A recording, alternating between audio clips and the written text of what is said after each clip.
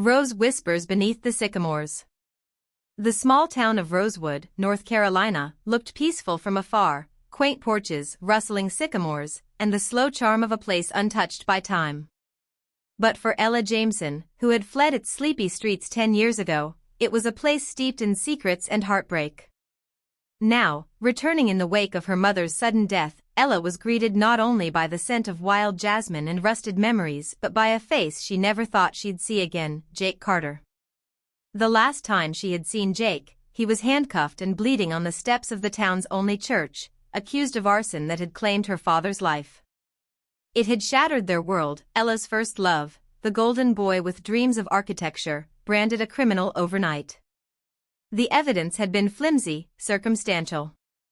But the town needed someone to blame, and Jake was the outsider who fit too easily into the role. Ella never forgave herself for leaving. Not for doubting him, but for being too afraid to stay and fight for the truth. Now, standing in front of her childhood home with its cracked shutters and empty windows, the weight of everything unsaid pressed down on her chest like storm clouds heavy with rain. Jake had changed. He was taller, more reserved, his once boyish grin replaced by a guarded silence. But his eyes still held that familiar warmth, like autumn afternoons and whispered promises. He now ran a small construction company, restoring old buildings, keeping mostly to himself.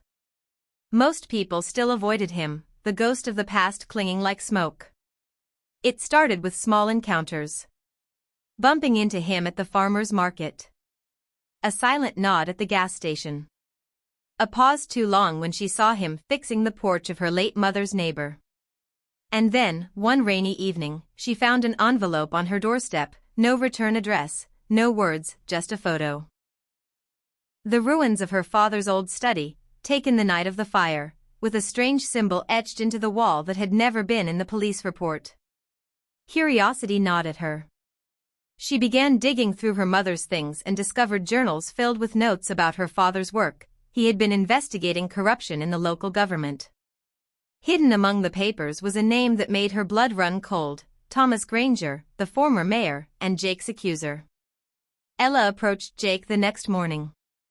"We need to talk," she said, holding up the photo. His expression changed. Not surprised, just tired. "You shouldn't be here," he said quietly. "They're still watching." She asked, her pulse quickening. Jake hesitated before leading her into his workshop. Behind a false wall was a cache of documents, newspaper clippings, and more photographs. "I've been investigating for years," he admitted. "Your father knew something. He was close to exposing them. The fire. It wasn't an accident. They needed a scapegoat. They picked me." But danger was closing in. Ella received threatening calls. Jake's truck was vandalized. One night, as they walked back from the diner, a bullet shattered the window behind them. "We have to leave," Jake said, grabbing her hand. "No," Ella whispered. "Not until we finish what he started." In those late nights of research, under dim lights and caffeine-fueled tension, something rekindled between them. The way he'd watch her when she wasn't looking. The way she knew what he was thinking without words. The memories of stolen kisses beneath the sycamore tree outside her house came rushing back. One night, after narrowly escaping a firebomb planted in her garage, they found themselves hiding in an abandoned barn. Rain drummed on the tin roof. Ella shivered, her adrenaline spent. Jake took her hands, his touch grounding. "I thought I lost you," he said. "You never did," she whispered, leaning in. Their kiss wasn't like the ones from youth, hurried and breathless. This one was slow, healing. A vow in the silence. With help from a trusted reporter and an anonymous tip line, they delivered the evidence to federal authorities. Within weeks, an investigation was launched. Granger and his cohorts were arrested. Jake's name was cleared. The town of Rosewood stirred, as if waking from a long, guilty sleep.